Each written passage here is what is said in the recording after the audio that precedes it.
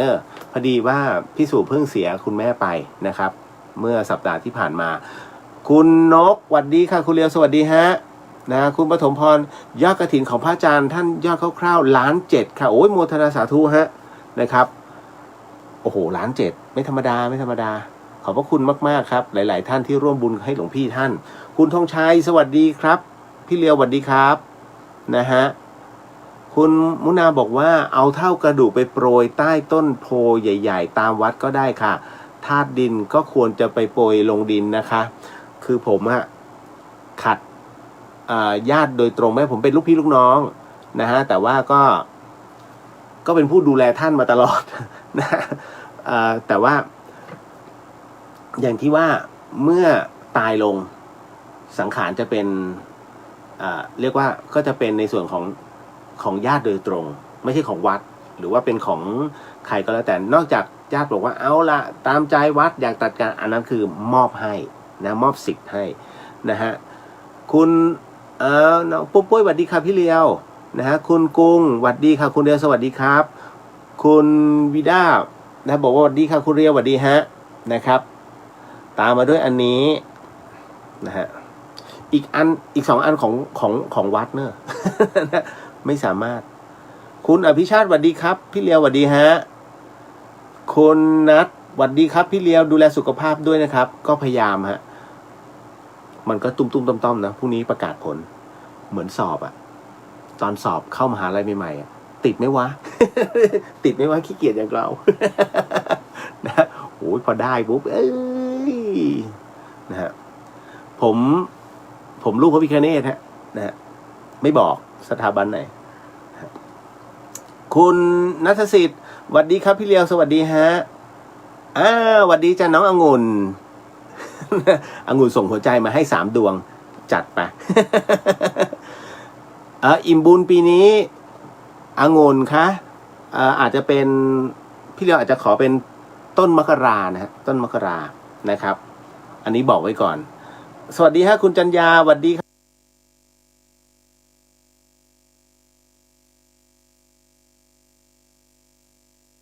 สวัสดีฮะคุณจันยาสวัสดีครับคุณเลียวนะฮะน้องแอนสวัสดีครับพี่เลียวสวัสดีครับนะฮะแล้วก็มาพี่ไม่หรอกผมมองภาพรวมไงว่าคอนเสิร์ตสนุกแป๊บเดียวลิซ่ามานะโอเปร่ามาเพื่อ นะฮะให้น้องเขาทำงานของเขา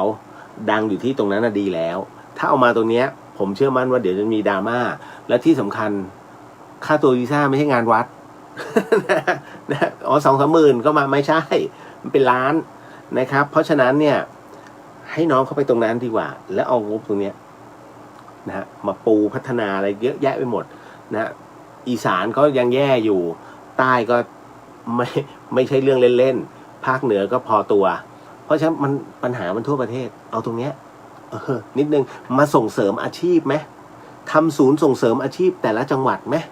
นะฮะคือคนที่อายุ40-50ที่เขาตกงานเนี่ยมันก็มีเขาก็อยากเปลี่ยนสายงานเขาก็มีแต่คราวนี้มันไม่มีโรงฝึกวิชาชีพคุณก็ทำเหมือนเนเธอร์แลนด์ไงนะฮะอยากฝึกช่างยนต์เราก็มีให้เครื่องไม้เครื่องมือมีครูมีวิทยากรผู้สอนให้นะฮะอยากเป็นช่างไม้มีหมดอยากทำช่างขนมมีหมดเย็บปักถักร้อยมีเป็นศูนย์เลยทุกจังหวัดจบไหมนี่ฮะแค่นั้นเลยคิดง่ายๆแล้วคนได้ความรู้ในหลักสูตรระยะท่านทำได้จริงๆนี่ฮะช่างคอมพิวเตอร์ฝึกสิครับนะฮะคนตกงานมีอีกเยอะ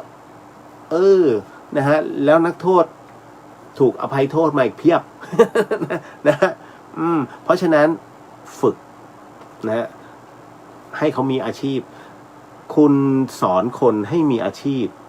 นะฮะดีกว่าให้เงินจริงๆเพราะอาชีพมันยั่งยืนเงินเอาแวบเดียวก็หมดดีใจอยู่แวบหนึ่งคอนเสิร์ตเหมือนกันอะเฮอยู่วันเดียวที่เหลือนั่งกลุ่มขมับเนี่ยงบการท่องเที่ยวเยอะสิ นะฮะ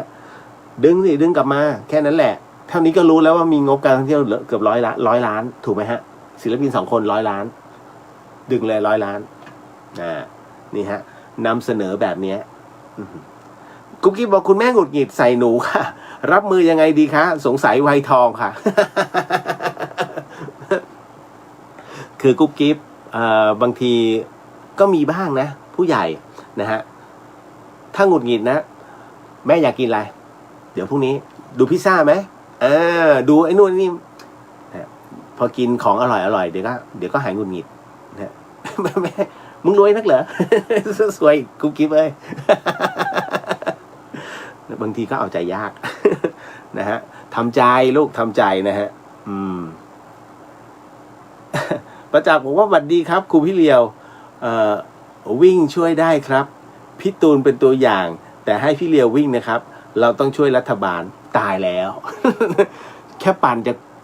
เชียงใหม่ถึงเชียงดาวนี่โอ้โหตะคริวขึ้นขา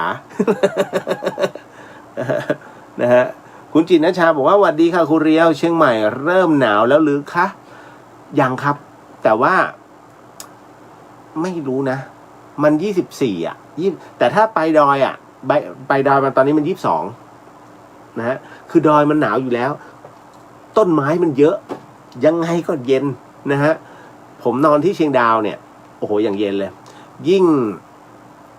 เมืองคองมันเป็นเมืองอยู่ในหุบเขาโอบล้อมรอบแล้วเรานอนตรงกลางลมมันก็ตีเป็นแอ่งกระทะข้อดีของจังหวัดเชียงใหม่ที่คนมาเพราะว่ามันเป็นแอ่งกระทะแล้วถ้ามีลมหนาวขึ้นมามันจะหนาวมากมันจะเย็นมากอากาศจะดีมากเพราะว่าตัวความกดอากาศมันจะเอาพวกโอโซนเนี่ยมันกดลงมาอยู่ในแอ่งกระทะแต่ถ้าเมื่อไหร่ก็ตามมีไฟไหม้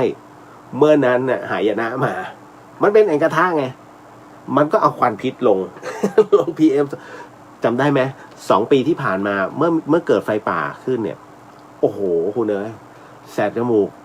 ขึ้นอันดับ1ของประเทศของโลกควันพิษหมอกควันพิษนั่นนะฮะนั่นเป็นเหตุคือแอ่งกระทะมันมีข้อดีและข้อเสียดังนั้นเนี่ยถ้าจะมาเที่ยวเชียงใหม่เขาจึงดูระยะเวลาว่าช่วงไหนเวลาไหนนี่แหละฮะสำคัญตรงนี้แต่ช่วงเวลาไหนนั้นคงไม่ตอบเดี๋ยวมีผลกระทบเมือง นะจ๊ะไม่เป็นไรนะตอนนี้ก็ใช้ได้อยู่นะฮะมาถึงคุณธนิตสวัสดีครับพี่เลียวสวัสดีครับผมนะฮะคุณจินชัยยอดกฐิน1,400,000แล้วปิดสนิทที่1,500,000ตามที่ยุวพุทธตั้งเป้าไว้ครับโอ้ยโมทนาสาธุฮะนะครับดีจังนะฮะคุณจินชัยแสงใหม่นั้นคือคุณเรียวเปล่าคะโมทนาสาธุล่วงนะไม่ใช่ฮะโอ้อย่าเข้าใจผิดอย่างนั้นนะครับ ผมยังมีความโลภมีความโกรธมีความหลงมีความรักนะฮะยังมีคำว่ากามอยู่นะฮะกามในที่นี้มันไม่ใช่ในเรื่องของอย่างเช่นพวกกามารมณ์นะฮะไม่ใช่กามมันคือความอยากเรายังมีอยู่ฮะผมยังอยากทำงานอย่างเช่นเนี่ยอย่างโครงการอิ่มบุญอุ่นไกลนองผมก็ยังอยากที่จะช่วยเด็กที่ด้อยโอกาสจริงๆโรงเรียนที่เขายากจนจริงคือน้ำไฟเขาไม่ถึงเนี่ยมันมีไม่กี่กลุ่มหรอกฮะที่หยิบยื่นเนี่ยตรงนี้ขึ้นไปช่วยหลายๆคนบอกว่าอุ้ยกรุงเทพเขาก็เยอะแยะไปหมดต่างจังหวัดเขาก็ไปช่วยบนดอยถูกครับผมไม่ได้บอกว่าไม่ถูกครับแต่ถามว่าแล้วเขาให้ใครช่วยตรงนั้นจัดตั้งขึ้นมาของเพียบเลยใครขนอัพโหลดจากใครพวกไหนพวกผมฮะ มันไม่พ้นไงเพราะฉะนั้นเนี่ยถึงได้บอกมันมีไม่กี่กลุ่มแต่ผู้ที่คิดเรื่องราวที่จะช่วยเหลือน้องๆมีเยอะนะฮะแต่มันมีไม่กี่กลุ่มที่ขึ้นไปตรงนั้นผมก็เลยอยากจะมันมีความรักอยู่ตรงนี้นะฮะ โลภนั้นมีไหมมีฮะผมอะเป็นคนที่อยากได้อะไรเข้ามานะเข้ามาช่วยเหลืองานพระพุทธศาสนาพอสมควรมันคือความโลภขณะที่เรียกว่าเราก็ต้องไปร่ำเรียนอะไรหลายๆอย่างจากครูบาอาจารย์เพื่อว่าทำไอ้นู่นไอ้นี่ปลูกเสกตรงนั้นตรงนี้ทำของตรงนี้ขึ้นมาเพื่อที่จะนำปัจจัยนะมาช่วยงานพระศาสนามันไม่ได้เข้าตัวไงคุณมันอาจจะมีค่าวัตถุดิบนี่แค่นั้นส่วนที่เหลือนั้นก็นำถวายครูบาอาจารย์เพราะว่าท่านก็ ผมไม่ได้มาปลุกเสกคนเดียวนะไม่ใช่ผมมันแค่กำลังศีล 5กับศีล 8เสร็จปุ๊บเมื่ออัดพลังลงไปเสร็จปุ๊บเรามั่นใจอยู่แล้วคราวนี้ให้ครูบาอาจารย์พอท่านเช็คว่าพลังมันเป็นแค่ไหนท่านก็จะเติมให้ผมจะเป็นเงี้ยไม่เอาคนเดียวนะครับเราจะไม่ใช้พลังคนเดียวให้เปลืองนะครับก็นำถวายตรงนั้นให้กับครูบาอาจารย์ไปแล้วก็เนี่ยฮะถึงได้บอกแต่ส่วนใหญ่ปีนึงผมจะทำ2 ครั้งหรือว่าครั้งเดียวไม่ได้ทำมากเนี่ยมันคือความโลภโกรธมีไหมมีโกรธอะไรหลายอย่างที่ดูแล้วไม่เข้าท่าที่มากระทบงานพระศาสนานะฮะที่ทำให้งานที่เราจะช่วยเหลือสาธารณประโยชน์เนี่ยมันสะดุดโกรธมีฮะนะครับหลงเยอะ นะผมยังเป็นอะไรที่ชอบที่จะไปลุยทุกพื้นที่ผมหลงไหลในธรรมชาตินะฮะเห็นไหมผมยังมีตรงนี้อยู่ครบนะมันยังรักในอิสระนะครับสวดมนต์ภาวนานั่งสมาธิถ้าตรงไหนเนี่ยมันถูกจริตเราผมเล่นตรงนั้นเลยนะนั่งสมาธิคุณไม่ต้องไปอายคุณผู้ฟังครับเดี๋ยวอันนี้ใช้วิธีผมก็ได้ใครที่ไม่เคยนั่งสมาธิหรือว่าไม่ชอบนั่งสมาธิคุณใช้วิธีนี้มันจะเป็นแบบไหนยิ่งวัยรุ่นไม่ค่อยชอบแต่เมื่อไหร่ก็ตามที่คุณไปเจอสถานที่ที่มันเหมาะสมอย่างเช่นชายหาดนะฮะโอ้นั่งล่มๆนะฮะนั่งกินนู่นกินนี่กับเพื่อนฝูงเสร็จปุ๊บเฮ้ยอยากอยู่คนเดียวถ้าคุณนั่งคนเดียวคุณก็ดูปล่อยอารมณ์ไปเรื่อยๆเสร็จปุ๊บเอาสักหน่อยนึงนะขอสัก2 นาทีคุณนั่งสมาธินะในมุมที่คุณชอบแค่เพียงช้างกระดิกหูงูแลบลิ้นคุณก็ได้แล้วตัวบุญแล้วมันจะมีความเขาเรียกสะสมสมาธิตัวนี้มันจะสะสม2 นาทีอ่ะเดี๋ยววันหน้าเอาอีกเดี๋ยววันหน้า5 นาทีคุณจะเพิ่มไปเองนะฮะเมื่อไหร่ก็ตามที่ถึงสถานที่ที่คุณถูกใจลองนั่งดูฮะไม่จำเป็นต้องที่วัดนะฮะวัดบางทีโอ้ต้องนั่งต่อหน้าพุทธรูปมีพุทธเจ้าเป็นพยานไม่จำเป็นฮะน้ำตกคุณก็ทำได้พระพุทธเจ้าไม่ต้องเห็นมีใครมาเป็นพยานเลยท่านก็นั่งสมาธิใต้ต้นโพนั่งเงียบๆนะฮะแล้วก็จากนั้นท่านก็ไปทุกที่ตรงไหนที่มีถ้ำมีเพิงผาท่านก็นั่งสมาธิได้ทุกที่อย่ายึดติดวัดบ้านก็นั่งได้แต่ขอให้เป็นมุมที่คุณชอบนั่นแหละฮะวิธีการลองดูนะฮะศีลสมาธิปัญญามันจะมานะครับแต่ถ้าถือศีลนั้นเป็นเครื่องที่เรียกว่าฟอกเป็นเขาเรียกว่าเป็นการฟอกจิตในระดับหยาบสมาธิเมื่อคุณมีศีลแล้วคุณลองมาฝึกสมาธิขึ้นมาเสร็จปุ๊บมันจะเป็นการฟอกจิตในระดับกลางนะฮะหลังจากพอคุณมีสมาธิเสร็จปุ๊บคราวนี้ไม่สนโลกภาวนาฮะพอเกิดภาวนาขึ้นมาเนี่ยนะฮะการภาวนาเสร็จปุ๊บเนี่ยเมื่อมีสมาธิปุ๊บภาวนาเกิดปัญญาเกิดมันจะเป็นการฟอกในระดับละเอียดไม่สนโลกแล้วเพราะสิ่งเนี้ยจุดสุดท้ายมันคือตัวคุณแล้วมันจะเข้ามาฟอกทั้งหมดทั้งมวลของคุณเลยสิ่งที่ผมพูดนั้นเป็นสิ่งที่ผมไม่ได้ค้นพบพระพุทธเจ้าค้นพบผู้ที่นำเอาหลักตรงนี้เอามาขยายครูบาอาจารย์ทั้งหมดทั้งมวลหนึ่งในนั้นมีหลวงปู่หลวงปู่ไดโนเสาร์ท่านก็พูดเรื่องนี้นะฮะศีลสมาธิปัญญานะครับเพราะฉะนั้นศีลสมาธิปัญญาหรือศีลสมาธิภาวนาดังนั้นนะฮะถ้ามีโอกาสทำดูผมมีหน้าที่ขยายบุญแค่นั้นเองนะจ๊ะเอาละเรื่องผีมีไหมใช้คำว่าเรื่องวิญญาณแล้วกันเพราะวันนี้ผมไม่โจงครึ่มในเรื่องของผีแต่มีหลายๆท่านสงสัยเรื่องวิญญาณเดี๋ยวมาคุยกันนิดนึงขออนุญาตทักทายก่อนพี่ชายสวัสดีครับนะฮะคุณจินตกิจสตันสตูลหลับย่างเนี่ยเหมือนจะหลับแล้วนะฮะ คุณจินนชาบอกว่าร่วมทำบุญเครื่องกรองน้ำด้วยได้ไหมคะอยากขอเอี่ยวบุญ โอ้อันนี้เขาเรียกผู้ฉลาดในการทำเดี๋ยววันขอวันพุธนะฮะวันพุธ วันพุธเดี๋ยวได้มีโอกาส นะฮะผมก็จะย้ำอยู่เรื่อยๆแหละนะฮะ คุณปิยาพร104.5ไม่ออกอากาศหรือครับแม่เท่าให้ถามพระอาจารย์ถ้าจะหลับ สังโฆติไม่รู้ท่านพระอาจารย์ท่านเมื่อกี้ผมคุยกันในไลน์พระอาจารย์บอกผมบอกว่าเดี๋ยววันนี้ผมจัดสดนะพระอาจารย์ได้เลย คือบางทีพระอาจารย์วิศวะท่านก็ภารกิจท่านเยอะเป็นทั้งผอ.สถานี104.5เป็นทั้งรักษาการเจ้าอาวาสเป็นทั้งผู้อำนวยการธรรมสถานเยอะมากภารกิจท่านนะฮะแล้วก็นำประชุมแต่ละพื้นที่ก็เห็นใจ นะฮะสิ่งที่ท่านฟังอยู่เนี่ยฮะถ้าใน Facebook ไม่มีปัญหาแต่ถ้าออกอากาศไปเนี่ยผู้ที่ฟังในขณะที่ออกอากาศเนี่ยนะฮะให้ทราบไว้อย่างหนึ่งก็คือพระท่านคุมเสียงให้ เนี่ยกูบาป แต่ไม่ใช่ครับท่านจะตั้งออโต้ไว้ให้นะฮะคุณใกล้ลุงสวัสดีครับคุณเรียสวัสดีครับผมนะฮะเทวดาเดินดินรู้ครับ นะฮะคุณพัชพลสวัสดีครับพี่เดียวสวัสดีฮะนะฮะต่อดีครับอ้ายน้องต่อรายงานตัวครับโมทนาสาธุออสเตรเลียเป็นไงมั่งเทวดาเดินดินทำดีนะฮะมีจริงเขาจะมีเว้นวรรคด้วยนะป้าหมูบอกว่าสวัสดีค่ะทำงานเพลินเกือบลืมฮะทำไมค้างบ่อยน่าจะเป็นเพราะว่าเน็ตมากนะฮะแต่ผมก็ใช้เป็นปกตินะฮะคุณปิยพร104มาแล้วแม่เท่ามาบอกครับ นะอุตส่าห์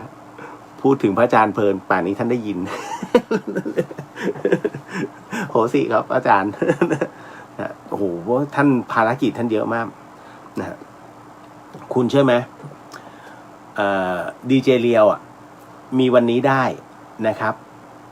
มีด้วยกัน3ท่านนะฮะที่ท่านเป็นกองหนุนให้ผมก็ท่านแรกก็คือหลวงพี่ภัสกรนะพระอาจารย์ภัสกรภูริวัฒโนท่านที่2ก็คืออาจารย์แม่ชีเพียงเดือนธนสารพิพิธนะฮะท่านที่3เนี่ยก็คือปัจจุบันเลยนะก็คือท่านพระครูสมุวิศวัตวรกิจโจท่านเป็นผู้ที่ให้เวทีและให้โอกาสนะฮะเพราะฉะนั้นเนี่ยผมอยู่กับท่านเหมือนตอนต้นเลยของการกำเนิด104.5ขึ้นมาเพื่อสู้กับสถานีวิทยุพระพุทธศาสนาอีกหลายๆคลื่นคุณเชื่อไหมคลื่นอื่นเขาเรียกบุญโยมอย่างนี้โยมมาทำบุญนี่นู่นนั่นมานี่เรามีบุญตรงนั้นนะครับคอนเซปต์พระอาจารย์วิศวัตคือเราให้ทาน เราไม่ได้ให้บุญ ทำไมพระอาจารย์เราก็เปิดธรรมะนี่แหละให้เป็นธรรมทานให้กับทุกผู้ฟังทุกคนถ้าใครชอบทำบุญเอาไปตรงนั้นแล้วท่านอาจารย์ไม่เรียกบุญมั่งถ้าทุกสถานีเอาแต่เรียกบุญคิดว่าโยมจะมีกินไหม พระอาจารย์พูดถูกนะฮะเพราะฉะนั้นคุณจะเห็นนะ104.5ไม่เคยเรียกอะไรไม่เคยจริงๆนะฮะนอกจากบอกงานบุญมีตรงนี้กฐินไปนะฮะหรือว่าอยากทำคุณอยากทำพระป่าไปนะฮะจะเป็นแค่นั้นไม่มีฮะสถานีอื่นเขาจะโอ้โหมาตรงนี้ทำบุญนะโยมขอบพระคุณมากคุณแม่นี่นู่นนั่นนะฮะเนี่ยเกื้อหนุนพระโอ้โหโยมที่ฟังก็ติดบ้ายอเห็นไหมติดอะไรติดสรรเสริญจัดรายการธรรมะหวังให้คนนั้นได้รับรู้เรื่องธรรมดันไปบอกให้โยมไปติดโลกธรรมนะ แล้วตกลงควรจะฟังไหมเนี่ย นะผมถึงได้บอกพอพระอาจารย์พูดถึงในเรื่องคอนเซปต์แล้วก็ปณิธานของท่านเนี่ยผมเอาด้วยแต่ถ้าบอกว่าเรียกบุญมาเยอะๆไม่ใช่เลียว จะสังเกตนะครับจะไม่มี104.5เรียกงานบุญ10 ปีที่ผ่านมาไม่เคยนะฮะ ก็นี่แหละพระอาจารย์ท่านเป็นคนชัดเจนเป็นพระที่ชัดเจนมากในเรื่องให้เราเป็นสถานีพระเราต้องให้นะฮะไม่ใช่โยมมาขอโยมไม่นี่ฮะ ต่อมาคุณจินชาบอกว่าผู้หญิงก็มีเนตรนารียุวกาชาตินะคะชู3 นิ้วได้เหมือนกันไม่ใช่อันนั้นหมายถึงว่าที่เข็มขัดของลูกเสือเนี่ยเขามีสลักไงเขาจะมีเสียชีพอย่าเสียสัตว์นะฮะก็อยากจะสอนน้องๆผู้ชายแหละว่าอย่าให้เสียในเรื่องของ คำพูดวาจาเมื่อเราพูดไปแล้วเนี่ยเราควรจะรักษาสัจจะเพราะฉะนั้นเนี่ยเขาถือว่าอย่าเที่ยวไปรับปากใครส่งฉันจะรักเธอชั่วฟ้าดินสลายนะฮะหมดโปรโมชั่นปุ๊บเจอคนใหม่มันไปทันที เห็นไหมนี่ แล้วเขาจะเอาตรงนี้มาอ้างได้คราวนี้คุณเอ้ยนะจากลูกผู้ชายจะกลายเป็นลูกแมวทันที นะฮะอย่าได้รับปากนะครับต่อบอกว่าอ้ายบุญรักษาครับโมทนาสาธุฮะคุณปาล์มรายงานตัวค่ะคุณเรียวโมทนาสาธุฮะน้องสาวินีบอกสวัสดีค่ะสวัสดีครับผมนะครับไม่ลืมนะเดี๋ยวส่งให้ นะคุณมิชัยสวัสดีครับพี่เรียวสวัสดีครับนะครับมาถึงเป็นบ๊อบสวัสดีครับท่านเรียวสวัสดีครับท่านบ๊อบนะฮะต่อบอกว่าน้องขอเอี่ยวบุญทำเครื่องกรองน้ำด้วยนะครับอ้ายเดี๋ยวเอาวันพุธนะฮะออสเตรเลียซิดนีย์เริ่มทดลองยาแบบทานแล้วครับแคปซูลแบ่งตามเพศวัยแล้วก็โชคดีตรงที่เข้าฤดูร้อนแล้วครับอารมณ์เหมือนเมืองไทยป่ะเหมือนไข้หวัดใหญ่ถ้าผมฟังนายกที่ประกาศนะครับเป็นภาษาอังกฤษนั่นคือหมายถึงว่าคือน้องเขาอยู่ที่ออสเตรเลียนะฮะต่อบอกว่าที่ออสเตรเลียตอนนี้มันมียาต้านโควิดเป็นประเภทแคปซูลนะฮะแล้วให้แบ่งกินตามเพศตามวัยนี่นะฮะของเมืองไทยยังฉีดอยู่แล้วถูกบังคับด้วยซิโนแวคก่อนนะ เป็นชาติเดียวในโลกที่เราจะไม่ฟังคนอื่นเราจะฉีดไข้ให้ได้ยังไงมึงต้องฉีดไข้ ผมก็ไม่เข้าใจนะแต่คนในรัฐบาลฉีดไข้ไหมไม่ฉีด ซาจาวัสดีครับพี่วันนี้เรียกชื่อผมบ่อยจังอ๋อ น้องก็ชื่อสัจจะ นะหมายถึงคำพูดเมื่อเราพูดไปแล้วเราต้องมีสัจจะถูกต้องนะฮะคุณบูมรับตื่นครับสวัสดีครับพี่โมทนาสาธุฮะคุณน้องบอกว่าสวัสดีค่ะคุณเลียว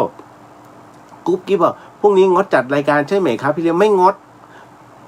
ครับแค่ไปฟังผลพรุ่งนี้ผมตัดใหม่แล้วก็ฟังผลชิ้นเนื้อนะฮะคุณสุวินีบอกว่าวันนี้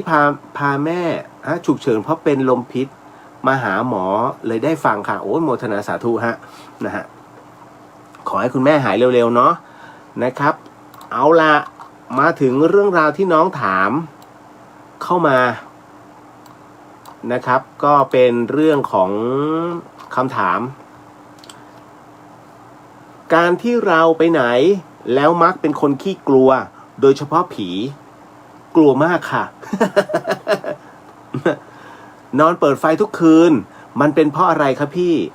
พอจะมีวิธีแก้ไขไหมคะผมเชื่อมั่นเดี๋ยวก่อนน้องไม่ได้เป็นคนเดียวนะคะเพื่อนพี่ก็เป็นเท่าที่เห็น1 คนและป๋อง กับพลทองพลับป๋องเป็นคนกลัวผีนะฮะมาเชียงใหม่เนี่ยผมต้องไปนอนกับเขาที่โรงแรมจะยังไงก็แล้วแต่ป๋องจะไม่ปิดไฟนอนเป็นเรื่องจริงยกเว้นว่าผมดูก่อนว่ามันหลับอ่ะผมก็จะชะเง้อหน้าดูหลับยังมึงอ่ะ ถ้าเห็นไม่ตอบผมก็จะปิดไฟปึ้งพอผมปิดไฟปุ๊บป๋องมีเซนส์นะฮะกับพลทองพับมีเซนส์เวลาหลับพอปิดไฟปุ๊บมันว่ามึงปิดไฟทำไมนะเลียว ทั้งที่มันหลับไปแล้ว ผมก็ไม่รู้เฮ้ยมันตื่นได้ยังไงผมก็เลยเปิดไฟเปิดนอนผมเป็นคนที่ไม่ค่อยชอบเปิดไฟนอนนะฮะก็บางทีต้องเอาถ้าใครเปิดไฟผมจะเอาผ้าขนหนูมาปิดตาหลับนั่นน่ะจะเป็นงั้น เพื่อนกันนะฮะ20 ปีไม่เคยซี นะมีแต่ซัว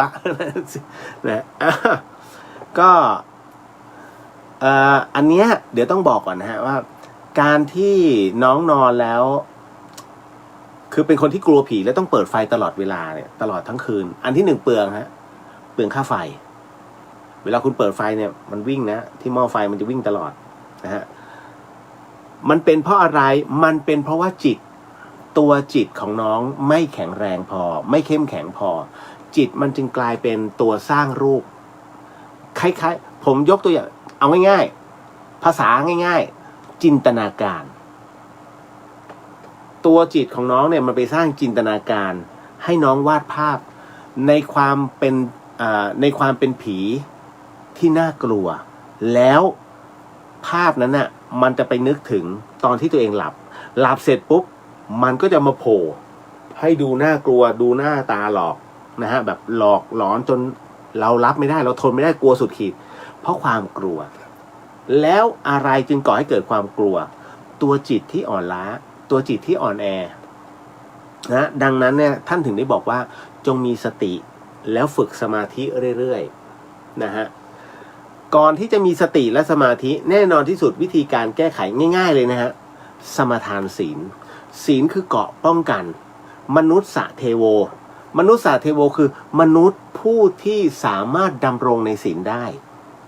นะครับดังนั้นน้องท่องไปเลยฮะพุทโธธัมโมสังโฆศีลข้อ 1ไม่ฆ่าสัตว์ศีลข้อ 2ไม่ลักทรัพย์ศีลข้อ 3ไม่ประพฤติผิดในกามศีลข้อ 4ไม่พูดเท็จศีลข้อ 5ไม่ดื่มสุราและของมึนเมาบัดนี้ข้าพเจ้าตั้งใจรักษาศีลแล้วบัดนี้ข้าพเจ้าคือผู้มีศีลด้วยอำนาจแห่งสิ่งนี้ขอให้ข้าพเจ้านอนหลับฝันดีเทวดาคุ้มครองนะแล้วก็หลับ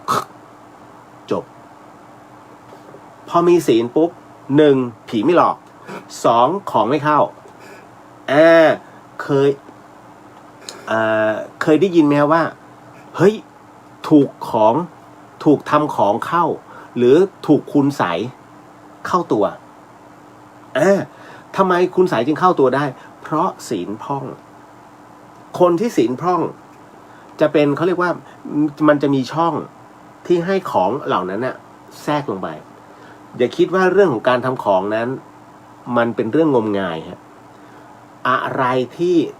ไม่มีมูลมักจะมีเหตุที่เกิดขึ้นเสมอนะฮะดังนั้นเนี่ยมันมีเหตุตรงนั้นน่ะมันจึงมีมูลที่เอามาพูดเอามาเล่าสู่กันฟังนะฮะแต่เพียงแต่ว่ามันยังนอกเหนือของการพิสูจน์เอาไหนลองเสกตะปูเข้าหาตัวสิจะดูอยู่ตรงเนี้ยดูซิว่ากูจะเจ็บจะปวดไหมอันนี้เขาเรียกท้าทายแต่ถามว่าทำทันทีไหมมันทำไม่ได้หรอกครับแต่อย่าเผลอที่ทำไม่ได้เพราะว่าท้าก็ไหนบอกว่าทำได้ทำไมท้าแล้วจึงทำไม่ได้เพราะคนท้าตอนที่ท้ามีจิตอันท้าทายจิตเขายังแข็งอยู่แต่เมื่อไหร่ก็ตามที่คุณอ่อนแอลงสมมุติว่าเริ่มเป็นไข้เริ่มแย่เริ่มมีอาการไข้ลุมๆหรือว่าง่วงนอนปวดหัวเขาเรียกธาตุมันเริ่มแตกธาตุ4มันไม่เท่ากันไม่เสมอเสร็จตรงนี้แหละฮะถ้าเขารู้ปุ๊บเขาเล่นเลยอยากรู้ใช่ไหมเดี๋ยวกูทำให้ดูเพราะคุณอ่อนตัวจิตมันอ่อนนะฮะคือจิตนั้นไม่พร้อมที่จะต่อสู้การท้าทายคือการต่อสู้คือจิตมันยังแข็งจิตมันกระด้างยังไงก็ยังไม่เข้าตอนนั้นแต่เมื่อไหร่ก็ตามที่จิตอ่อนล้าลงเมื่อนั้นจะมาทันทีเช่นเดียวกับอะไรหลายๆอย่างนะฮะที่คุณทำร้ายทำลายเข็นฆ่าไปนะฮะด้วยความสะใจตั้งใจอะไรก็ตามก่อนที่คุณจะตายหรือก่อนที่คุณจะสลบหรือร่างกายอ่อนล้าเขาจะมาปรากฏให้เห็นในมโนสำนึกเพราะฉะนั้นการที่คุณกลัวผีเป็นเพราะว่าตัวจิตของคุณนั้นอ่อนลงนะมันไม่มีกำลังในการต่อสู้แต่ถ้าจิตคุณนิ่งๆนะฮะพิจารณาทุกอย่างมันเป็นเหตุเป็นปัจจัยผีคือวิญญาณนะวิญญาณหนึ่งหน่วยพลังงานเล็กๆ เขาไม่มีอำนาจที่จะมาฆ่าเรานะเพราะมิติของเขาเนี่ยถ้าเป็นผีสัมภเวสีเล่ร่อนทั่วไปเนี่ยเขาเรียกว่าเราเป็นมนุษย์เรามีเนื้อหนังเราทำบุญได้นี่นู่นนั่นเนี่ยเราเนี่ยถ้าอยู่ในเลเวล0แต่ถ้าสมมุติว่าอันนี้คือเลเวล0นะขอบนี้คือเลเวล0แต่ถ้าตายปุ๊บเป็นสัมภเวสีผีเล่ร่อนยังไม่ถูกกำหนดว่าไปอยู่ตรงไหนขุมไหนภพไหนชาติไหนมันจะลงมาครึ่งเลเวลอำนาจเขาต่ำกว่าเรามากอำนาจเขาต่ำกว่าเรานะฮะเพราะฉะนั้นวิญญาณอาฆาตพยาบาทเกิดขึ้นได้อย่างไรอันนั้นเก็บไว้ก่อนอันนั้นอีกเรื่องหนึ่งอันนั้นเป็นการจำยอมของตัวจิตที่มีความผูกพันอาฆาตนะเพราะฉะนั้นไม่ต้องไปกลัวเรื่องของสัมภเวสีผีเล่ร่อนแค่เรานิ่งๆนะฮะเขาทำอะไรเราไม่ได้แผ่เมตตาไปคุณอย่าคิดว่าพระอย่างเดียวที่จะแผ่เมตตาให้สัมภเวสีไม่ ที่คุณทำบุญไปแล้วกรวดน้ำเนี่ยน่าคุณกำลังแผ่เมตตาไปแต่ในขณะเดียวกันคุณก็นั่งสมาธิไปก่อนนั้นอธิษฐานจิตขอมอบไปส่งผลบุญในเรื่องของในการที่เรานั่งสมาธิอันเป็นบุญเป็นกุศลนั้นมอบให้กับทวยเทพเทวดาและสัมภเวสีที่อยู่บริเวณรอบๆนะแค่นั้นเลยฮะเขาได้รับนะดีไม่ดีเขาจะมาอยู่ใกล้ๆด้วยมาเนี่ยไม่ได้มาหลอกมาคอยปกป้องยิ่งคุณทำสมาธินานเท่าไหร่เขาได้บุญมากแค่นั้นถูกไหมฮะยิ่งนั่งนิ่งๆเนี่ยเป็นกุศลเป็นบุญเขามานั่งชื่นชมบุญนะฮะเมื่อคุณโมทนาเนี่ยมันได้เป็นก้อนแต่ถ้ามาแล้วมาคอยกวนนั่งสมาธิมันกูบีบคอตายเลยบุญก็ไม่ได้แถมกรรมยังได้ซ้ำไอ้นี่เขาเรียกผีโง่ไม่รู้การลงทุนซึ่งมันไม่มีนะฮะดังนั้นสังเกตไหมฮะผมขอยกตัวอย่างเช่นโลกทิพย์หนังสือโลกทิพย์ที่คุณแม่ท่านเขียนเอาไว้นะฮะ คืออย่างนี้ในโลกทิพย์มักจะเขียนครูบาอาจารย์สายวิปัสสนาเนี่ยฮะที่เป็นพระไม่ว่าจะเป็นพระป่าพระเมืองเผชิญกับผีวิญญาณถามว่าเขามาหลอกไหมมาเนี่ยมาจริงแต่มาเนี่ยมาแล้วมาขอผลบุญมานั่งเฝ้าเรื่องบางเรื่องนะคุณผู้ฟังครับไหนๆก็เข้าเรื่องผีแล้วสิ่งที่คุณผู้ฟังกำลังจะได้ยินได้ฟังเรื่องราวจากผมต่อไปนี้นั้นจะเชื่อนะฮะให้ฟังหูไว้หูแล้วก็ใช้วิจารณญาณทุกครั้งในการรับฟังเรื่องราวประเภทนี้ข้อสำคัญอยากให้คุณผู้ฟังได้ฟังเป็นนิยายนะฮะใช้หลักกาลามสูตรในการพิจารณาในการรับฟังเรื่องที่ผมกำลังจะเล่าต่อไปนี้ครั้งหนึ่งฮะได้มีพระนะครับออกจาริกเพื่อที่จะแสวงหาสัจธรรมนะไปแสวงหาความลำบากเช่นที่องค์พระสัมมาสัมพุทธเจ้าท่านเคยตระเวนจาริกไปทั่วนะเรียกว่าเมื่อจาริกไปมิใช่จาริกเปล่าเป็นการจาริกไปเรื่อยๆหาที่สัปปายะก็คือหาที่เหมาะสำหรับในการที่จะปรากฏนะเพื่อจะภาวนาและอธิษฐานนะให้เหล่าสัมภเวสีหรือว่าให้กับทวยเทพเทวดาหรือเป็นการเผยแผ่พระพุทธศาสนาให้กับเหล่าพุทธศาสนิกชนทั้งหลายที่เข้ามาร่วมฟังธรรมนะเป็นการเผยแผ่ออกไปครั้งนั้นนะก็จะมีพระภิกษุสงฆ์รูปนี้ฮะท่านก็จาริกไปเรื่อยๆจนกระทั่งคือสมัยก่อนเนี่ยเขาไม่ได้มีป้ายโจงครึ่มว่าตรงนี้เป็นหมู่บ้านชื่ออะไรนี่นู่นนั่นไม่ฮะท่านก็ไปปักกฎที่แห่งหนึ่งนะปรากฏว่าณที่ตรงนี้เงียบสงบมากนะฮะ พอเสร็จปุ๊บ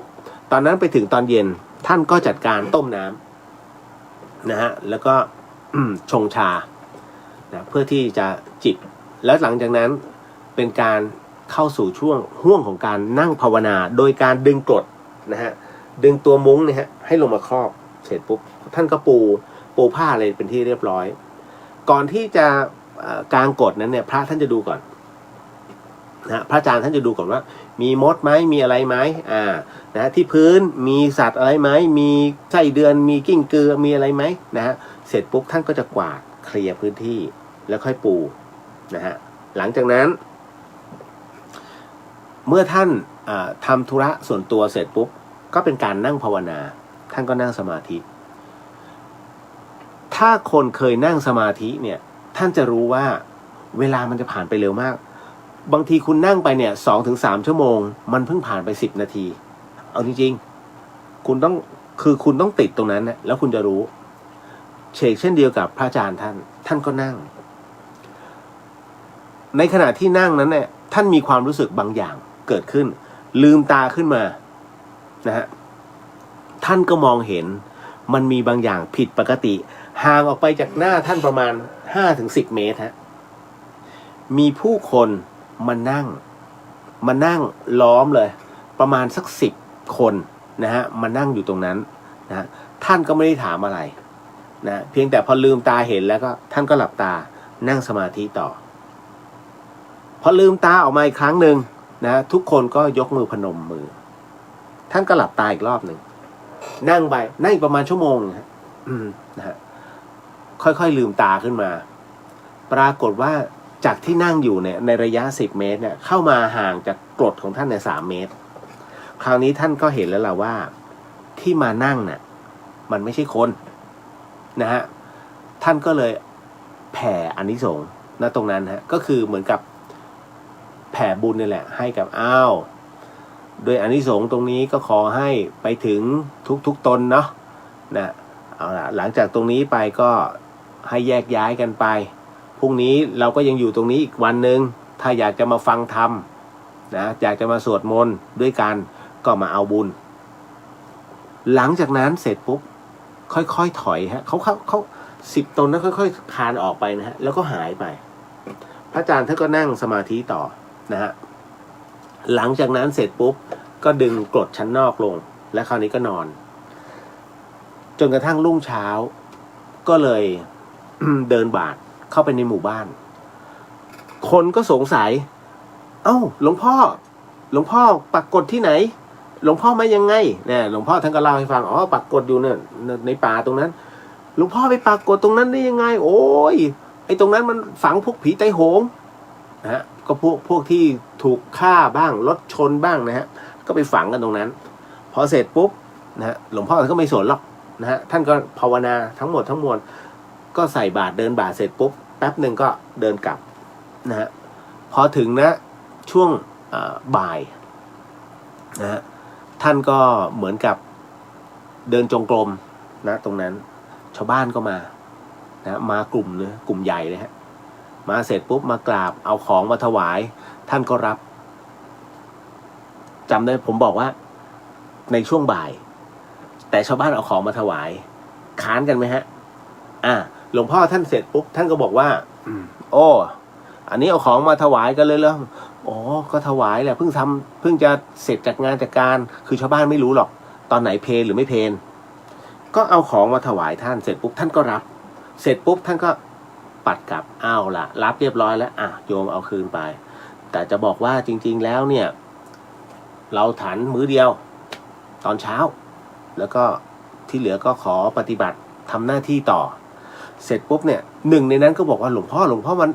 มาอยู่ตรงนี้ได้ยังไงไม่มีใครเขากล้ามากันนะโอ้ยโดนกันเป็นทั่วถึงหลวงพ่อท่านก็ยิ้มรู้แล้ว พอบอกรู้แล้วเนี่ยแสดงว่าเมื่อคืนเจอเหรอท่านก็ยิ้มไม่ตอบฮะท่านจะไม่พูดพระที่เป็นพระธรรมจาริกแล้วไปต่างถิ่นแล้วไปเจอเรื่องราวอาจินไตยแบบนี้ท่านจะไม่เล่าอะไรแบบนี้ให้ชาวบ้านฟังหรอกโดยปกตินะฮะเพราะว่าอะไรถ้าไม่รู้จีไม่รู้จักไม่รู้จีพูดแบบนี้เดี๋ยวจะกลายเป็นว่า1อวดอุตริเหมือนหรือว่าอวดวิเศษ เพราะฉะนั้นท่านก็ป้องกันตัวเองก็แค่ยิ้มนะแต่ชาวบ้านรู้แล้วว่าสงสัยเจอและพระรูปนี้ไม่น่าจะเป็นพระธรรมดาเพราะขนาดเจอขนาดนั้นเพราะชาวบ้านยังไม่กล้าเข้านะฮะชาวบ้านก็เลยอยากนิมนต์ให้เข้าไปในหมู่บ้านแต่ท่านไม่ไปเพราะตรงนี้แหละที่ท่านไม่ไปเพราะในบันทึกนะฮะท่านบอกว่าท่านติดสัจจะเห็นไหมอีกแล้วล่ะสัจจะ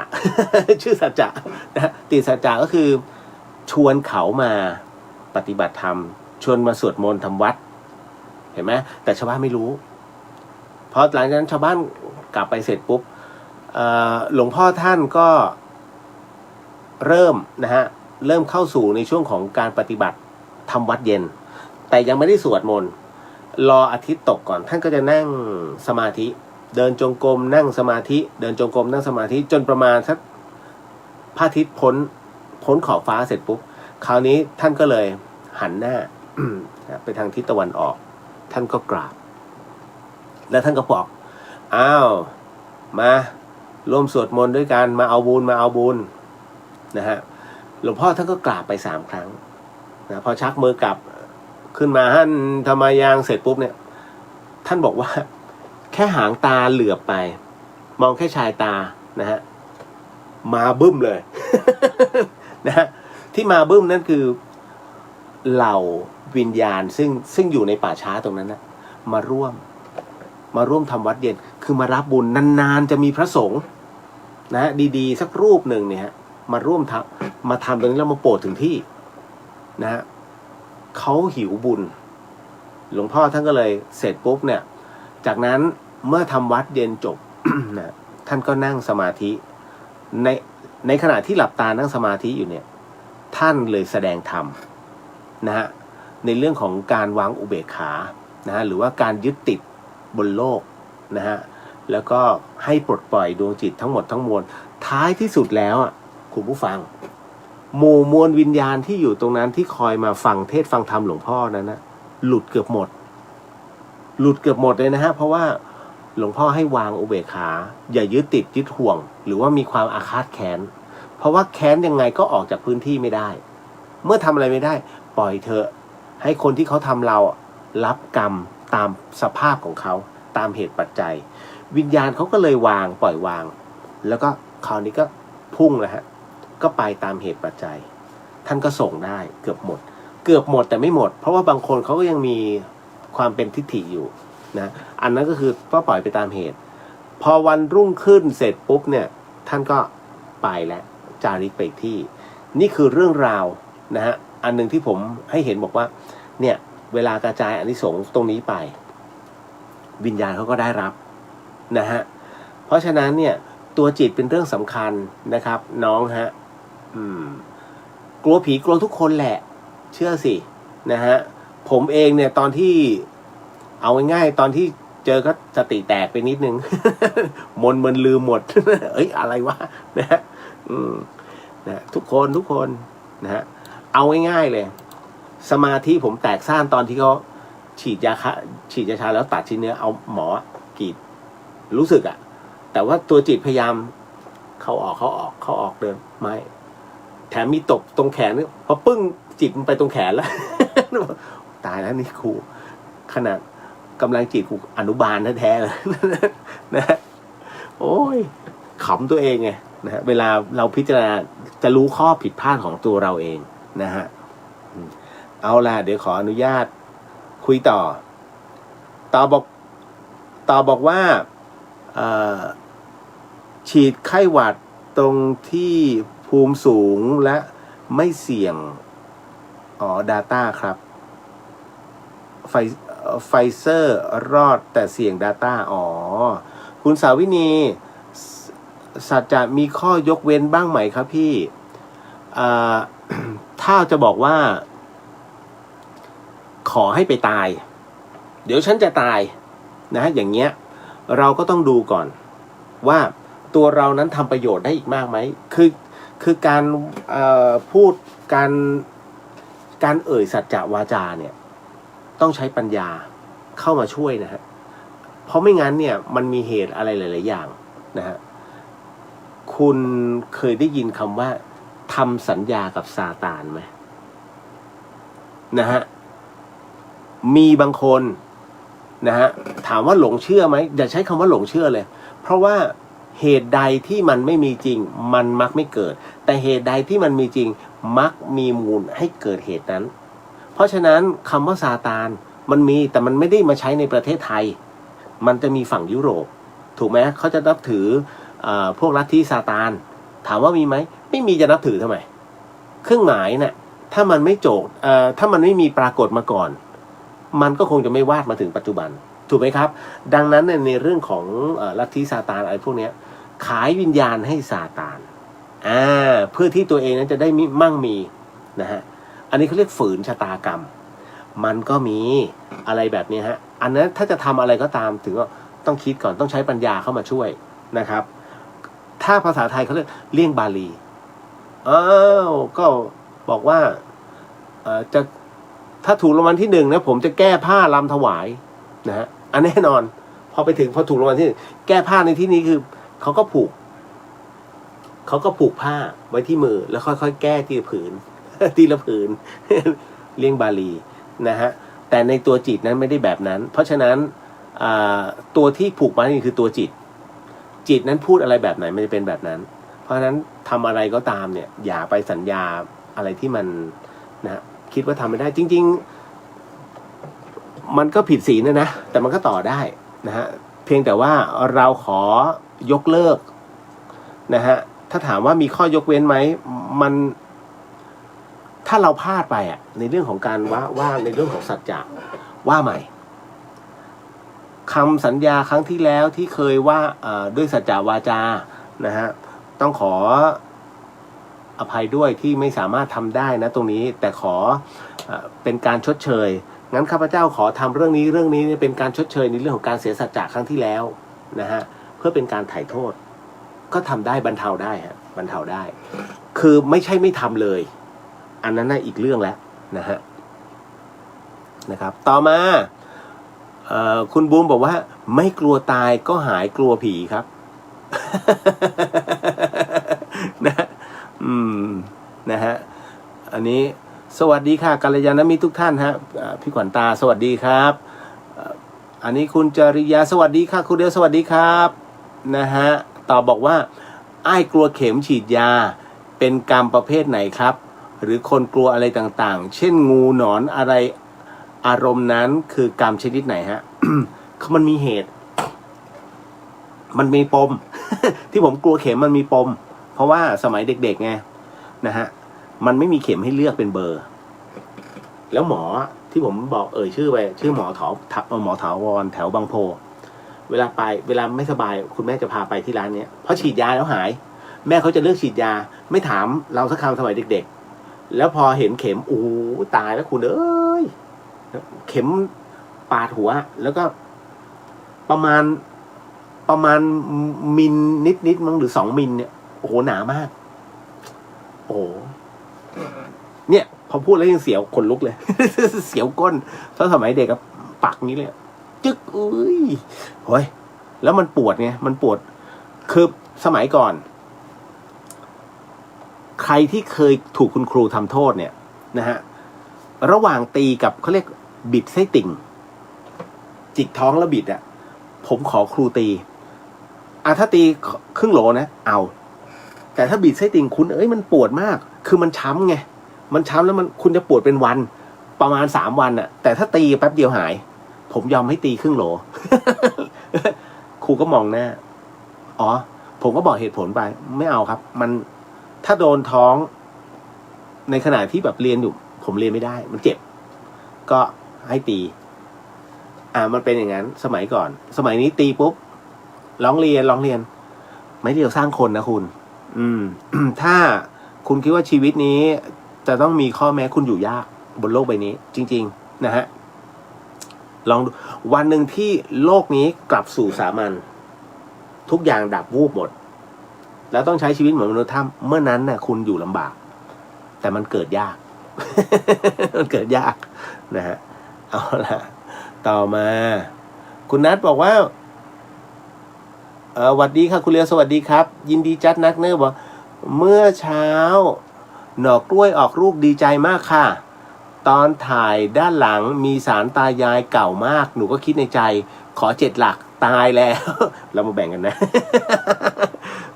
ขอ7 หลักเดี๋ยวจะบูรณะให้ใหม่ถ้าได้จะเปลี่ยนใหม่ให้เลยตอนเย็นล้มโคมเลยค่ะพี่เลียวคนลุกเฉยเลยนั่นเห็นไหมดูว่าเป็นเรื่องบังเอิญหรือเปล่าคะ พูดยากนะฮะเรื่องนี้คือกล้วยแบบเนี้ยไม่เป็นไรไม่มีปัญหาแต่ถ้ากล้วยแดงอินโดกล้วยด่างทั้งหลายเนี่ยเห็นไหมตอนนี้แรกซื้อชอบมันเป็นกระแสเราควรจะมีเอาไว้ไม่รู้ว่าเขาจัดเป็นไม้มงคลหรือเปล่าผมไม่รู้นะแดงอินโดหรือว่ากล้วยด่างทั้งหลายเนี่ยที่เป็นแสนกันเนี่ยแต่พอเอาเข้ามาในบ้านเสร็จปุ๊บมาแล้วฮะปัญหามา1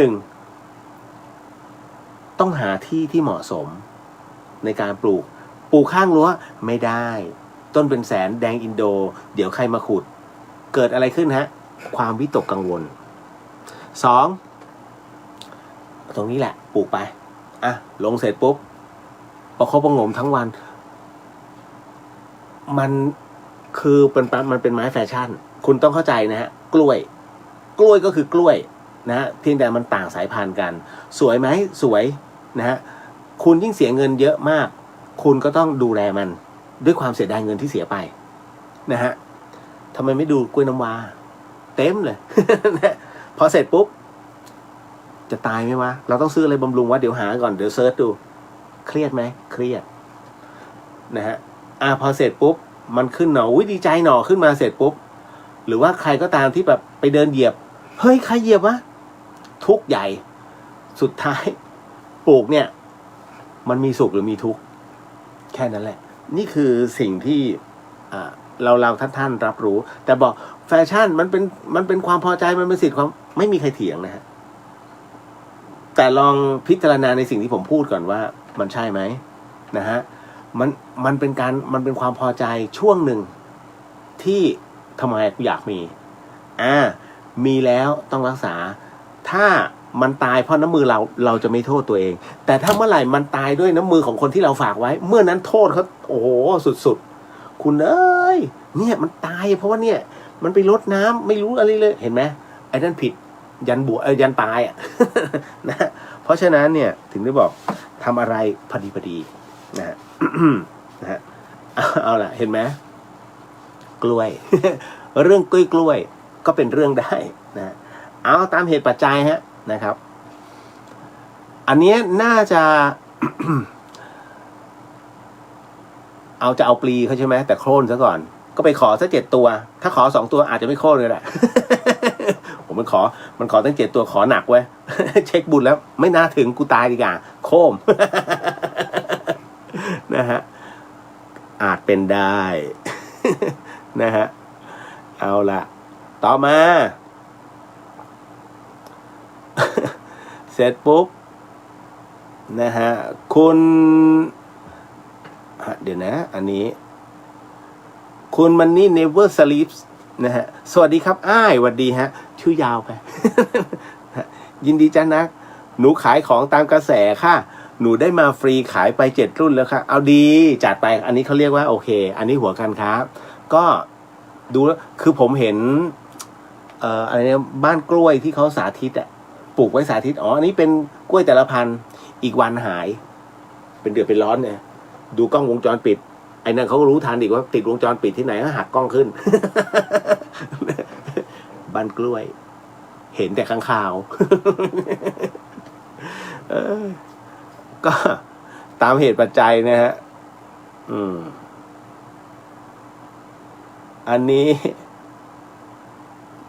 พี่ขวัญตาบอกว่าพี่อุทิศสวัสดิ์กราบขอบคุณค่ะคุณเลียวโมทนาสาธุนะครับนะสำหรับสาระดีๆมีประโยชน์ขอบพระคุณมากนะคะขอบพระคุณครับพี่อุทิศ พี่ขวัญตาบอกว่าวันนี้ขับรถกลับบ้านผ่านTattoo Shop มองไปเห็นเต็มซ้ายขวาทางเข้าพระพุทธรูปองค์ใหญ่2 องค์บนหลังคา1 องค์ปางนั่งอีกองค์ปางนอนทำใจไม่ถูกเลยค่ะฝรั่งหนอทำได้เนาะฝรั่งเห็นเป็นเรื่องฝรั่งมองเห็นเป็นเรื่องแปลกเป็นเรื่องศิลปะนะฮะ ซึ่งมันห้ามไม่ได้จริงๆนะฮะในเรื่องของการกระทำอะไรแบบนี้นะฮะแต่ผู้ที่เขาศึกษาจริงๆเนี่ยเขาก็จะบอกนะฮะเหมือนกับครั้งหนึ่งที่เอาภาพพระพุทธเจ้าไปสักด้านหลังนะฮะแล้วก็ผูกบิกินี่ไงแล้วก็เดินชายหาดที่เป็นเรื่องราวอันนั้นไม่เท่าไหร่ไอ้ที่หนักสาหัสคือไปสักที่ข้อเท้า โอ้โหอันนี้รับไม่ได้นะฮะเอาละฮะตอบว่าไอเรียวใช้ใช่ย่อยนะครับผมว่า สาธุนะฮะคุณวรรณรัตน์พี่เลียวครับผมอยากฟังเรื่องอนามัยร้างกลางป่าครับเคยอ่านแต่ไม่จบฮะโอ้เดี๋ยว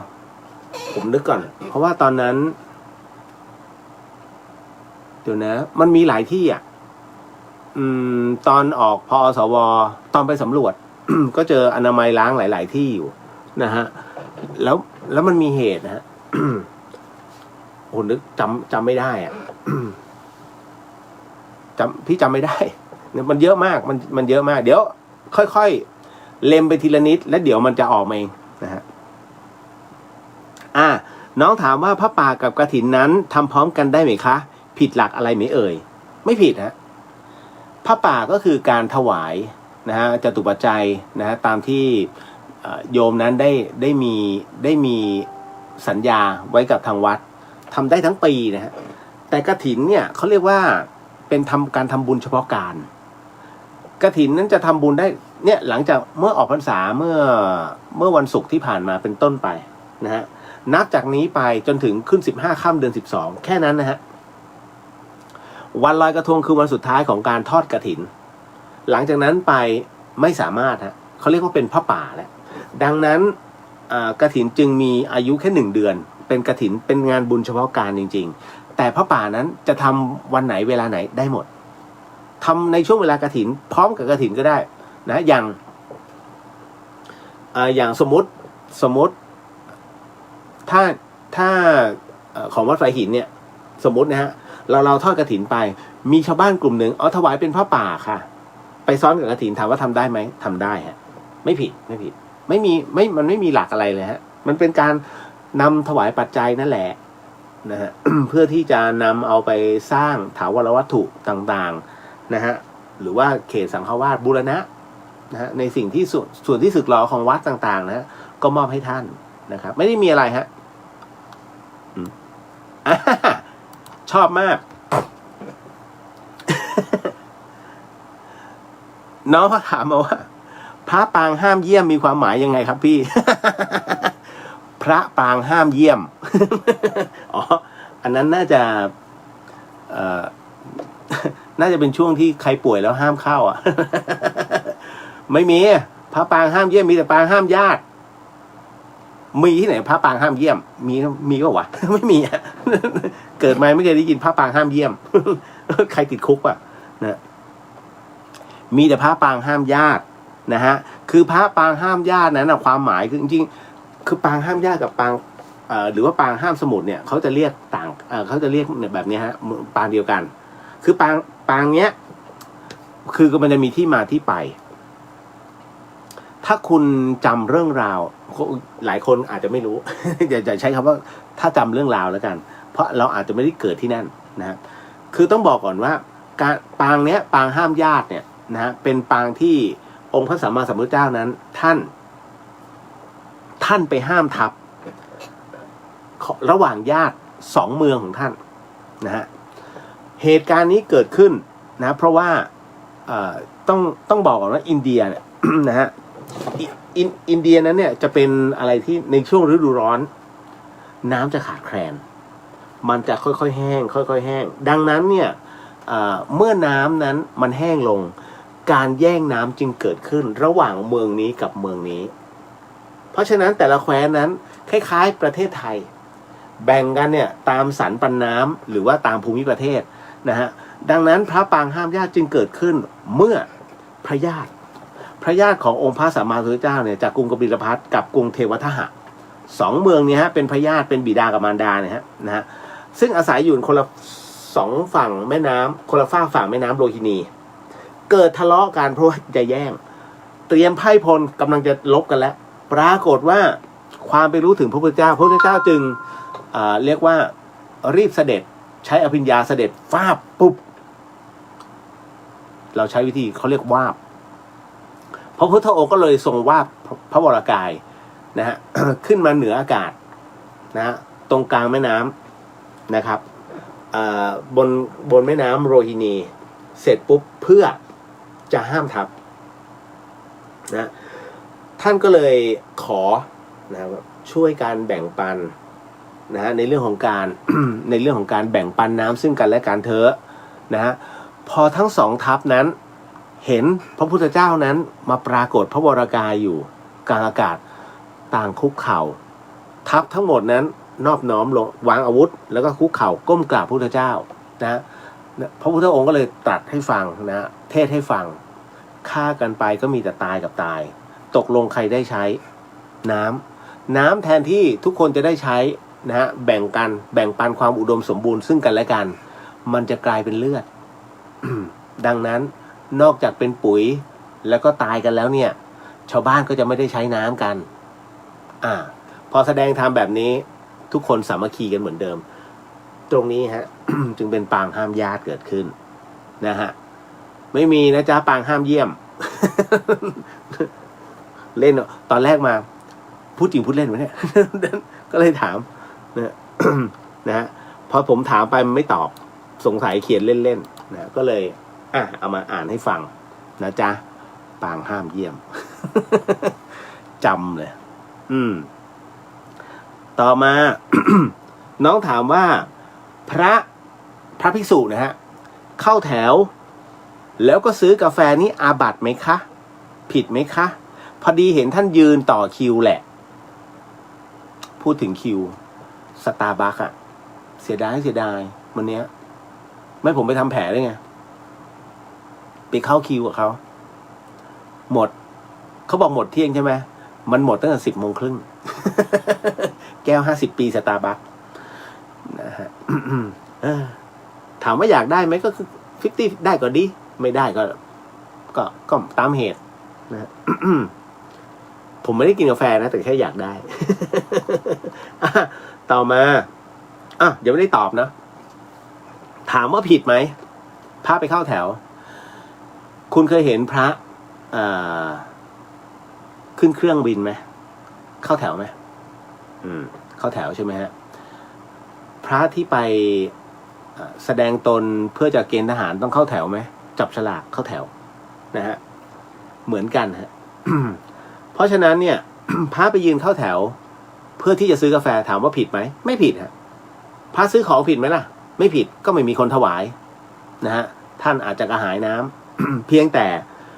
เราไปเห็นแล้วดูว่ามันไม่งามถ้าอยากให้งามเป็นความผิดของร้านจัดสิครับที่สำหรับพระยืนถูกไหมฮะแต่นี้ในเมื่อเขาคาดไม่ถึงพระก็ต้องเข้าแถว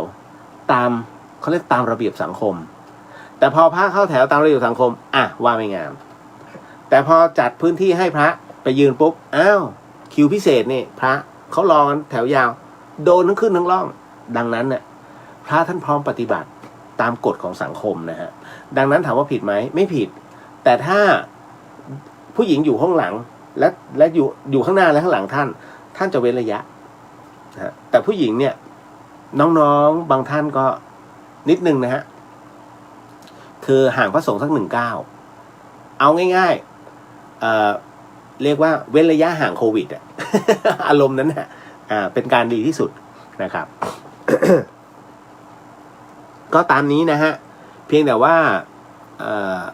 เราไปมองแล้วมันขัดตาแค่นั้นแหละทำได้ฮะพระซื้อของเนี่ยไม่ผิด พระซื้อของซื้ออาหารเพื่อที่จะฉันเป็นภัตตาหารเช้าหรือว่าเป็นภัตตาหารเพลถามว่าต้องถวายไหมไม่ต้องท่านสามารถกินได้เลยของซื้อไม่จำเป็นแต่ถ้าของที่จะนำถวายมอบให้ต้องประเคนนะฮะอันนี้ไม่ต้องนะฮะถือว่าเป็นการซื้อ ด้วยปัจจัยนะฮะเอาละเก็ตนะฮะหมดไปทีละข้อ ต่อมาเดี๋ยวนะครับนิดหนึ่งมันเงียบผิดปกติ น้องถามมาว่าวิญญาณตามบ้านร้างเอาแล้ววิญญาณตามบ้านร้างที่เขาไปพบเจอทำไมเขาต้องแกล้งเราหรืออาฆาตเราด้วยคะมีจริงๆหรือเป็นการแสดงคะคุณผู้ฟังดีๆนะฮะคำถามนี้วิญญาณตามบ้านร้างที่เขาไปพบเจอทำไมเขาต้องมาแกล้งเราหรืออาฆาตเราด้วยคะมีจริงๆหรือเป็นการแสดง ผมจะแยกให้เป็นประเด็นวิญญาณตามบ้านร้างที่เขาไปพบเจอบ้านร้างไม่มีคนแต่เราเนี่ยเข้าไปหาเขาถูกไหมฮะทำไมเขาต้องมาแกล้งเราก็บ้านเขาอะนะหรืออาฆาตเราด้วยคะก็บ้านเขาไงง่ายๆเลยฮะสมมติ วันเนี้ยนะฮะบ้านน้องอะไม่มีผีเลยแต่วันหนึ่งมีวิญญาณร้ายเข้าไปมีความสุขไหมไม่มีโอ้ยเดินเพ่นพ่านเลยนี่นู่นนั่นเดี๋ยวตึงตั้งไม่เป็นอันรอนไม่เป็นอันอยู่หงุดหงิดไหมหงุดหงิดนั่นน่ะตรงข้ามเลยฮะความรู้สึกนี้ตรงกันข้ามบ้านเขาเราไปพิสูจน์อะไรพิสูจน์ว่ามีผีจริงไม่จริงง่าย เอาทีมงานมึงฆ่าตัวตาย นั่นแหละแค่นั้นเลยแล้วก็พิสูจน์กันเลยมีจริงเปล่าไม่ต้องไปเดินเที่ยวให้บ้านชาวบ้านเขาปวดหัวกันนะฮะนี่คือสิ่งที่ผมแอนตี้มากๆคือเราทำงานให้ป๋องก็จริงเมื่อก่อนเนี้ยนะฮะแต่กระพลเนี่ย กระพลจะมีเหตุมีผลนะในเรื่องของการไปพิสูจน์ของเขาอันนี้ต้องยอมรับนะแต่ในขณะเดียวกันรายการอื่นเนี่ยเขาไม่ใช่อย่างนั้นไปลบหลู่ไปด่านี่ดูไปด่าไปดูหมิ่นนะพื้นที่เขาอันที่หนึ่ง คุณทำไประวังหนึ่งเจอข้อหาบุกรุกสองคุณจะเจอเขาฟ้องทำให้มูลค่าพื้นที่ของเขานั้นไม่มีราคาสมมุติคุณมีพื้นที่สวยงามเลยหนึ่งหลังแต่ปลูกบ้านไว้ไม่มีเหตุอะไรเลยฮะแค่ปล่อยข่าวไปว่าโอ้ยเนี่ยอยู่ไม่ได้หลอนมากเลยคราวนี้ข่าวนี้มันจะกระจายแบบบ้านคุณเสียมูลค่าทันทีพื้นที่ที่เป็น10 ล้าน2 ล้านยังคิดแล้วคิดอีก เห็นไหมเสียมูลค่าไหมเสียมูลค่าเพราะข่าวลือนั่นแหละครับมันจึงเป็นเหตุนะครับว่าให้ระมัดระวังผมถึงไม่ค่อยชอบว่าจะต้องออกไปนอกพื้นที่ทำไมเดอะเฮียนเอาแต่ อยู่ในพื้นที่แล้วก็พูดเยอะแยะคนที่เขามีประสบการณ์เจอเขาอยากมีเขามีปัญหาอยากให้เราพูดคุยหรือว่าช่วยแก้ไขเยอะไม่จำเป็นต้องไปตรงนั้นฮะไปสร้างให้มันเห็นเป็นภาพบรรยากาศไม่มีปัญหานะฮะออกไปในเยอะแยะวัดล้างหน้าวัดฝายหินก็เพียบเลยฮะ3-4 วัดแล้วนะพื้นที่มีคนตายเยอะศาลานี่ก็ใช่ย่อยฝายหินเองเนี่ยหน้าธรรมสถานเองเปรตก็เคยเดินถ้าจะพิสูจน์เนี่ยมันมีหมดคุณเพียงแต่ว่าเพื่อนะฮะมันไปรบกวนชาวบ้านด้วยฮะผมถึงได้บอกว่าอย่างเงี้ยมาเล่ากันมาพูดคุยกันนะมันมีสาระมันมีประโยชน์มากกว่าเพราะว่าคนที่เขาอยากรู้วิธีการแก้ไขมันมีไม่ต้องการเจอนะฮะเจอแล้วยังไงต่ออ๋อเจอมีผีด้วยเห็นไหมผมเจอแค่นั้นนะแล้วก็กลับเห็นไหมฮะเพราะฉะนั้นเนี่ยมุมมองจึงต่างกันนะฮะ ในเรื่องของวิญญาณนะครับแต่คราวนี้ผมอันนี้คือทางโลกถ้าในด้านทางธรรมนะฮะ น้องต้องเข้าใจก่อนนะฮะในเรื่องของรูปของขันธ์นะคือขันธ์5เนี่ยในคนเราเนี่ยจะประกอบไปด้วยขันธ์5ก็คือกาย นะฮะไม่ว่าจะเป็นในเรื่องของกายเวทนาสัญญาสังขารวิญญาณนะผมถึงได้บอกว่าให้ทำความเข้าใจก่อนที่จะไปพูดว่าผีมันมีจริงหรือว่าเป็นการแสดงคือถ้าเป็นผมก็จะฟันธงว่ามันมีจริงๆเจอมาแล้วแต่การเจอพี่เจอกับน้องยังไม่เคยเจอคนไม่เคยเจออย่าไปเชื่อแต่จะแค่ฟังถูกไหมฮะวันหนึ่งเจอทุกคนฮะต้องเจอทุกคน 100% นะฮะผมเป็นคนที่ไม่เชื่อมาก่อนกพลก็รู้ว่าผมเป็นคนที่ไม่เชื่อเรื่องนี้นะจนกระทั่งวันหนึ่งเนี่ยทำไมผมต้องมานั่งตรงนี้นะฮะแล้วก็ต้องบอกว่าเฮ้ยทำบุญเถอะทำดีเถอะเพราะเราเจอแล้วพอเราเจอเนี่ยแทนที่มานั่งอมพนำเงียบๆไม่ต้องบอกเมื่อเจอแล้วต้องบอกเชื่อไม่เชื่ออีกเรื่องหนึ่งนะฮะแต่เราก็บอกว่ามันมีเรื่องราวแบบนี้มันมีนะฮะแต่คราวนี้เรามาทำความเข้าใจก่อนน้องครับที่น้องถามที่น้องบอกว่ามันเป็นการแสดงหรือเปล่ามันไม่ใช่หรอกครับทั้งหมดทั้งมวลนั้นมันมีเหตุมีปัจจัยบ้านเป็นบ้านเขาเราขอเข้าไปพิสูจน์หน่อยนะฮะแล้วเข้าไปโวกเวกโวยวายเสร็จปุ๊บเมื่อเหยียบย่ำพอสมควรแล้วกับบ้านหลังนั้นบ้านร้างเสร็จปุ๊บออกมาขอโทษนะครับอย่าตามผมกลับครับยอมไหมฮะ วันหนึ่งคุณนอนหลับอยู่ในบ้านมีขโมยขึ้นมานะฮะขออนุญาตเจ้าบ้านนะฮะขอเดินเข้าไปค้นของหน่อยว่ามีอะไรไหมตึกมันเดินเลยทั่วบ้านสุดท้ายไม่ได้เอาอะไรไปทักอย่างหนึ่งเพราะไม่เจอทรัพย์สินที่ต้องการบ้านมึงจนไปแล้วขอโทษนะกลับไปโอ้โหหยามกันขนาดนี้ยอมไหมเห็นไหมฮะอารมณ์เดียวกันนะฮะนั่นคือตัวจิตที่ไม่ยอมกับผู้บุกรุกแต่คราวนี้ก่อนจะเป็นดวงจิตเขาเคยเป็นคนมาก่อนถูกไหมฮะ กายหรือรูปแน่นอนที่สุดผมอธิบายไปหลายรอบแล้วฮะในเรื่องของในเรื่องของรูปของกายเนี่ยนะ มันจะประกอบไปด้วย2 สิ่งด้วยกันคือถ้าบอกว่ามาเป็นพวกมหาพุทธรูปเนี่ยมันจะมี4 อย่างก็คือพวกดินน้ำไฟลมถูกไหมนี่คือความเป็นมนุษย์เป็นคนดังนั้น1ในมหาพุทธรูปอะไรที่พร่องไปคุณจะป่วยนะฮะอย่างเช่นคนเป็นไข้อย่างต่อบอกว่า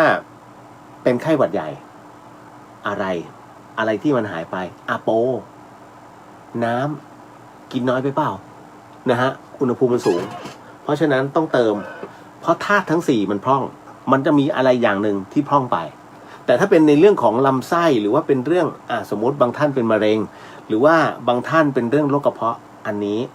มาดูกันแล้วธาตุอะไรคุณหายไปแล้วมันถึงเป็นอย่างนี้แต่มันเกิดจากการสะสมเพราะฉะนั้นเติมยังไงให้มันหายยากมันต้องค่อยๆมันต้องอาศัยยาก่อนแล้วต้องไปเติมอันนั้นทีหลังที่ใช้ยาไปที่เรียบร้อยเห็นไหมฮะเพราะฉะนั้นทั้งหมดมันทำกันได้มันเติมกันได้แต่ณตรงนี้เองด้วยมหาพุทธรูปตัวนี้มันพร่องไปไม่ว่าจะเป็นธาตุดินน้ำไฟลมส่วนอีกทั้งหมดมันจะประกอบด้วยอีก24 อันก็เป็นพวกอุปาทยะนะฮะอุปาทยรูปทั้งหมดเนี่ยมันจะมี24 รูปอันนั้นช่างมันนะฮะแต่เอาที่สำคัญคือ4 อย่างนะฮะนี่คือตัวรูปตัวกายจำไว้นะนี่คือตัวรูปตัวกายต่อมาเป็นเรื่องของเวทนาเห็นไหมคือเวทนามันเป็นพวกความรู้สึกมันเป็นเรื่องของเจตสิกมันเป็นเรื่องความรู้สึกสุขทุกข์เรารู้นะฮะกายรู้จิตรู้นั่นคือสุขทุกข์นี่คือเวทนาสัญญาเห็นไหมสัญญาคือความจำได้หมายรู้นะฮะในเมื่อความจำได้หมายรู้เกิดขึ้นสิ่งใดที่ตากระทบรู้แล้วนะฮะรู้และสั่งการไปมีความรู้สึกถึงทางใจนี่ฮะการจำได้หมายรู้ต่อให้เดินไปตรงไหนมุมซ้ายมุมขวากูก็จำได้ สัญญาเก่ามีจำได้หมายรู้มันผ่านมาแล้วไงมันเข้ามามันบันทึกเรียบร้อยส่วนสังขารแน่นอนนะฮะไม่มีอะไรจียังนะไม่มีอะไรจีอย่างยั่งยืนนะฮะเพราะฉะนั้นเนี่ย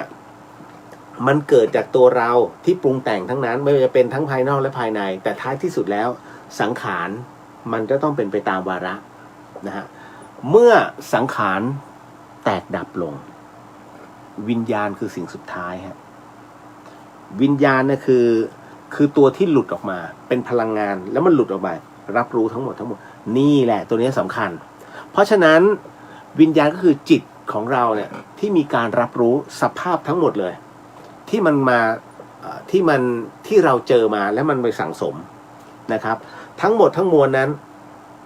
ไม่ว่าจะเป็นตาหูจมูกลิ้นกายนะฮะใจสัมผัสทั้งหมดมันเข้ามาอยู่ในส่วนของวิญญาณที่รับรู้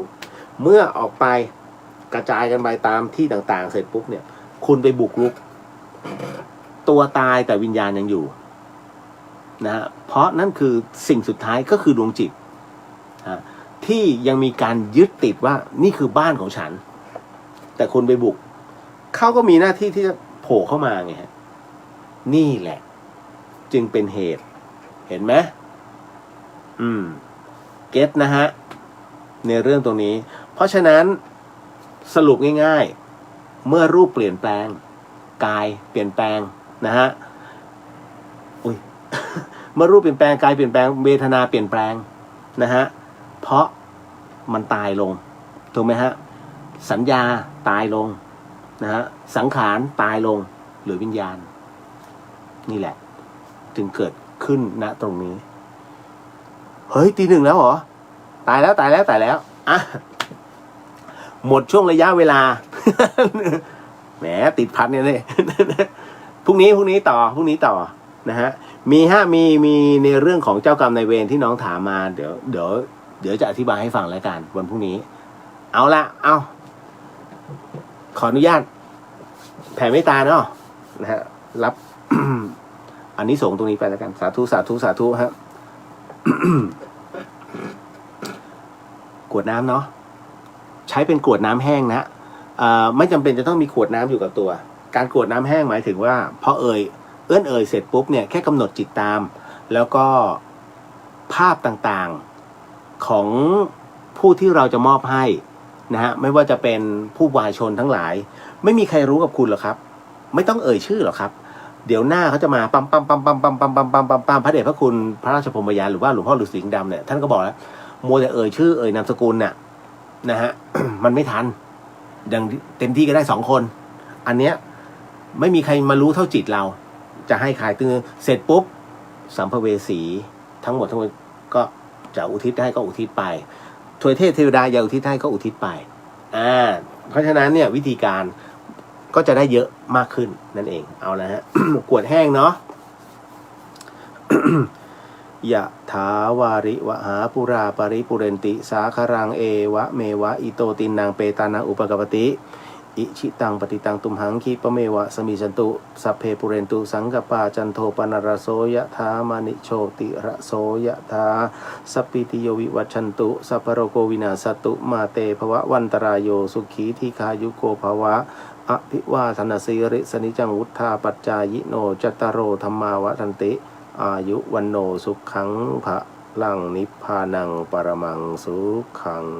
สาธุสาธุสาธุฮะสิ่งหนึ่งสิ่งใดที่ผิดพลาดพลั้งไปต้องขออโหสิกรรมณที่นี้ไม่ได้ตั้งใจหรือมีเจตนานะก็ขอมอบอานิสงส์ผลบุญในค่ำคืนนี้ให้กับคุณผู้ฟังที่ฟัง FM 104.50 เมกะเฮิรตซ์จังหวัดเชียงใหม่แล้วก็จังหวัดใกล้เคียงรวมไปถึงคุณผู้ฟังที่ฟังผ่านช่อง YouTube ของวัดฝายหินแล้วก็ Facebook ของวัดฝายหินด้วยก็ขอให้ได้รับอานิสงส์ในค่ำคืนนี้ด้วยเช่นกันแล้วก็ขอมอบอานิสงส์ผลบุญในค่ำคืนนี้ให้กับคุณผู้ฟังที่ฟังในช่องของพุทธิศิษย์รัตนสมบูรณ์แล้วก็เรียวเดอะเฮียนก็ขอให้ได้รับอานิสงส์ผลบุญในค่ำคืนนี้ด้วยเช่นกันนะฮะพบกันใหม่กับเรื่องราวดีๆแบบนี้ในเดอะเฮียนในวันพรุ่งนี้นะฮะสำหรับค่ำคืนนี้